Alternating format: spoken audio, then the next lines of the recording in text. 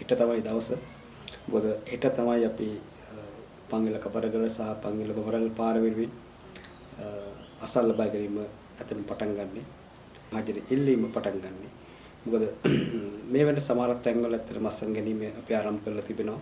මොකද අපට තියෙන කාලය සහ අපට තියෙන සම්පත් ප්‍රමාණයත් එක්ක අපිට උදව් කරන්න පුළුවන් පිරිස් දැන් මේ දවස්වල නිවාඩුත් එක්ක ඇවිල්ලා ඉන්න හින්දා කට්ටිය අපට ඒ සම්බන්ධයෙන් අපට උදව් කිරීම සඳහාම එයා ලස්සන් ගැනීම වැඩ ටික පටන් ගන්න තියෙනවා. විවිධ රචන විවිධ ආකාරයට පත් වුණත් විවිධ දේශපාලන පොරොන්දු දුන්නත් හැබැයි දේවල් කිසි දෙයක් කරගන්න හම්බුන්නේ නැහැ. හැබැයි ගොඩක් ප්‍රශ්න කරා මොකද මේ ආණ්ඩුව ආපුව මම විතරක් ඔයාලා මේ වගේ දෙයක් කරන්න කියලා. මේ ආණ්ඩුවේ හෝ කරගන්න බැරි වුණොත් අපට ඇත්තටම අපට කාලයකට කරගන්න හම්බෙන්නේ නැති වෙයි.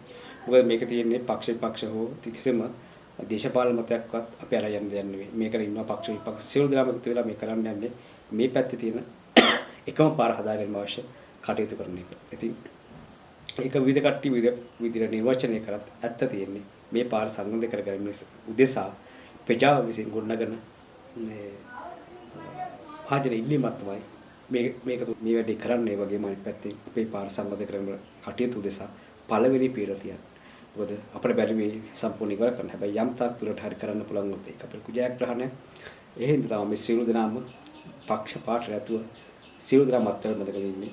ඔබ සියලු දෙනා මත්වල බඳගෙන අපිව දිරිමත් කරනවා මේ වැඩේ අනිවාර්යෙන් කරන්න ඕනේ කියලා. ඉතින් ඒ හින්දා ඔබ සියලු දෙනා අපට හැකිය ආකාර විදියට මේකට සම්බන්ධ වෙන්න, ඒ වගේම අපිත් එක්ක එකතු වෙන්න.